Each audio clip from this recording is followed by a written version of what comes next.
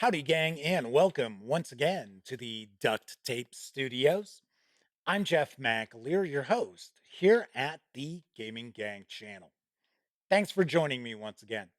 Today, I am going to be sharing a Kickstarter preview for Ultramodern 5 Redux from Dias Ex Machina. But before I start discussing Ultramodern 5, do want to point out the fine folks over at Dias Ex Machina have compensated me for this video. And they're actually advertising for the duration of their Kickstarter over on thegaminggang.com. So I'm fully transparent, and I want to make sure that you are aware of the fact I am being compensated for this video. Now, having said that, I know there are many of you out there who are intimately familiar with Ultramodern 5 because it is a Mithril bestseller over on Drive-Thru RPG, as is its predecessor, Ultramodern 4. So you're probably wondering, geez, what does the Redux part of this Kickstarter project mean? And I'll get to that a little bit later. But let's talk for the folks out there who maybe aren't as intimately familiar or familiar at all with Ultramodern 5 like I was not too long ago, which is funny because I have shared a preview for another Kickstarter from DS Ex Machina. It just wasn't Ultramodern 5. So Ultramodern 5 is a supplement, a source book, a toolbox which allows you to utilize the core mechanics of 5e D&D for a wide variety of other role-playing genres. Now, this isn't looking to reinvent the wheel.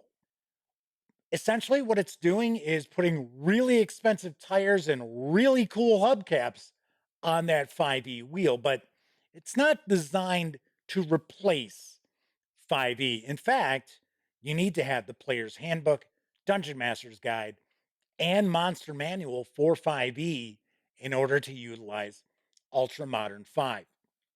Now, thus the name with modern. Of course, you can use this for modern sort of campaigns, modern era campaigns. So if you're looking to run a law enforcement kind of campaign, or maybe military or espionage, all of that is very viable with Ultramodern 5. But there is so much more than just that because there is tons of science fiction content and other genres as well. So if you enjoy cyberpunk or steampunk or any kind of punk, maybe your game master wants to run a campaign that's focused on 1950s motorcycle gangs. You can do it with Ultramodern 5. Cosmic horror, space opera, cosmic horror in space is all possible. Maybe you're a fan of the Old West or the Weird West or the 1980s that never were, with all those science fiction attachments to it. Very, very doable with Ultramodern 5. So, what is in this source book? Because it clocks in at over 380 pages. And of course, there's aspects that you would expect in a source book like this. So we've got new classes. So we've got the civilian and the marshal and the face and the sniper, kind of modern geared classes. But you don't necessarily have to use those classes in a modern setting because those classes can be used in a variety of different settings. But one of the cool things that I find with Ultramodern 5, it is optional, but if I were running campaigns that utilized Ultramodern 5, I would certainly be using them. And they are ladders. So what these ladders are they're kind of character origins. So we have archetypes, we have feats, we've got all of that. But these ladders tend to make your characters pretty unique. So no two snipers are going to be the same. No two civilians are going to be the same. I really do like the ladders because it feels more organic and it seems like a more natural progression for character advancement with Ultramodern 5. So something else as far as character advancement that I think is pretty interesting too is the level adjustments that can be made. So as an example, let's say you're running a campaign that's built upon giant mecha and you've got, second, third level characters and then they have these awesome mecha and they're taking on these, huge brutes and other machines and armies, things like that. Well, normally they'd be getting, tons and tons of experience. But the reality is, it's the mecha who's the star. It's not necessarily the characters. So there would be an adjustment in the amount of experience those characters would receive so that it wouldn't be like, well, we went from third level to seventh level in a 4 hour session, something like that. So I definitely think that's very cool as well. Now, of course, you gotta have new gear and vehicles, and there are actually rules for designing your own mechs, designing your own robots. So there's all of that in here. There are loads and loads of weapons. Off the top of my head, I think, if I remember correctly, there's over 130 new weapons, and uh, some of those are like melee weapons too. They're not all just ranged firearms or grenades or rockets, missiles, things like that. We've got a bunch of new species that the player characters can take on, of course, depending on what genre you're looking to run. So we've got that. Once again, as I mentioned, we've got these customizable origins for the various different characters. Like you could be like a born leader, that could be your ladder. You could be a soldier, that could be your ladder. So I really dig that. I really like that quite a bit. As I mentioned, new archetypes and something else if you're into science fiction and if you're into like cyberpunk, we also have new cybernetics, spacecraft, vehicles. This book is packed. And as you can see, this also has some phenomenal artwork. And this isn't the sort of book that's just given over to loads of art at the expense of the actual content and gameable material. Do you know what I'm talking about? You've seen releases like that. That is not the case here. We get some fabulous, top notch artwork and loads of content. We've got alien races. There are even maps that you can drop in for combat encounters, which I thought was very, very cool. So you don't even necessarily have adventures in the book, but we've got all these different encounter maps and different like dungeon maps that you could use. Well, I guess maybe not dungeon, maybe they're more along like starships or science fiction maps that are available to you. We also have the Ultra Max rules.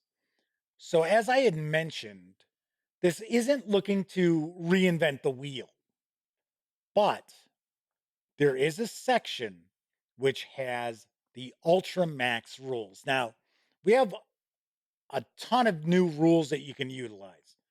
So, of course, firearms, ranged weapons, explosives, area damage from those weapons, all of that, but it's still built on the 5e core mechanics. So, not super crunchy. But with the Ultra Max rules, if you want all that extra detail, all the extra kind of tactical essence for your adventuring, of course, with it making the game more complex for both the game master and the players, it is available to you. Now, I know some folks out there are thinking, well, wait a second, Jeff, this has been out since 2019. This is 2023. Why is there a Kickstarter? Well, gotta point out, I believe this is no longer available in print. So if you wanted a print copy of Ultramodern 5, you couldn't get it. So with this Kickstarter, we do have the ability to get just the standard edition of the book. There's also a special slip case for Ultramodern 5 and an alternate cover, which the cover artwork's pretty cool, which is available, and very, very limited edition copies as well. But I think the big part of this is the new adventures and settings that are available. There are 6. So Ultramodern 5 doesn't have like really a default game world because there's so many genres that you can utilize with Ultramodern 5. So we have new adventures that are available. And not only do we have some adventures, these are PDFs. So I don't believe these are actually going to be printed. Maybe they will. Maybe that's going to be a stretch goal. I don't know. But as far as I understand, as I've seen right now, these will be PDFs. And we've got Clone Fall, which is a cyberpunk adventure. We have Echoes of Noah 94, which is, at least it comes across as sort of like aliens ish, right? So science fiction survival horror. And then we've got Madness at the Megalomart, which is some sort of interdimensional superstore, and you're fighting demons and beasts. Seems a little Army of Darkness ish. We've got Phantom Stage, which is a Weird West adventure. And then we've got a couple of campaigns. We've got the Retroverse Chronicles, which is one of these 1980s that never were sort of settings. And then we have Threshold, which seems to me to be kind of a dystopian space opera style that they're shooting for. So those are some new entries which are available in this Kickstarter. So of course, once again, you can obviously pick up Ultramodern 5 as far as a physical copy with the various different editions, as well as these new adventures, which up until this point, I don't believe that Dias Ex Machina had standalone adventures and settings that were available for Ultramodern 5. So it would be something I would definitely be interested in taking a peek at, especially the 2 campaigns. The one that is sort of the 1980s that never were, and then the dystopian cosmic horror space fantasy type of campaign looks very interesting too. I have to mention Ultramodern 5 has been available. I think it is still available as a SRD. That's right. It is a system reference document, which is out there. It is absolutely free for you to download and check out. There's no artwork. But if you're kind of curious and you're sort of like, oh, I don't know if I want to pull the trigger on this Kickstarter, get your hands on the SRD for Ultramodern 5, check it out, and then you can decide.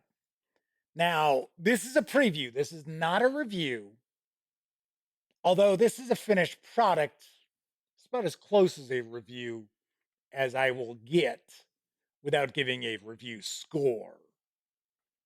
I was blown away by Ultramodern 5. I really, really was. Because I've seen a lot of like 5e source books out there where a lot of times it's just rethemed, poorly reskinned. There isn't the same attention to detail, the thought process in some of these supplements that are out there as what you find with Ultramodern 5. I mean, I was stunned at the amount of content in there. And I got to be honest, even if you didn't use this for 5e, this is still an idea factory. Just reading through this, I was like, whoa, yeah, that sounds really cool. Or, hey, that leads me to think maybe I would adopt this for Call of Cthulhu. Serious. I got to give a lot of credit to Chris Dias and his team because this is a phenomenal source book for anybody out there who is like really familiar and they really enjoy those 5e mechanics. You don't have to learn a whole new game system in order to play in the worlds of cyberpunk and space opera and urban fantasy. All of that is easily at your fingertips with Ultra Modern 5, and it is a mighty impressive feat. I can certainly see why Ultra Modern 5 has been such a huge bestseller over on Drive Through RPG. For those of you out there who run 5e D&D and you're interested in expanding your horizons and checking out other game genres, other role-playing genres, but you really like those 5e mechanics, well, Ultramodern 5 is not only a no-brainer, it is a must own. So, by all means, definitely check out the Kickstarter. I've got information about the Kickstarter in the show notes for this video. And of course, if you happen to be watching this video embedded over at thegaminggang.com, then all those links are right there to click on right in front of you. All right, that is it for this time out. If you like the video, by all means, please give it a quick thumbs up. Subscribe to the Gaming Gang channel if you haven't already. And if you do subscribe, ding that bell because it'll not only let you know when I upload videos such as this Kickstarter preview, it'll also let you know when my live stream, the Gaming Gang Dispatch, airs Tuesday, Wednesday, and Thursday nights right here on YouTube at 7 p.m. Central. Thank you very much for taking time out to watch the video. And until I see you next time, here's hoping each and every one of you gets to enjoy plenty of great gaming with your gang.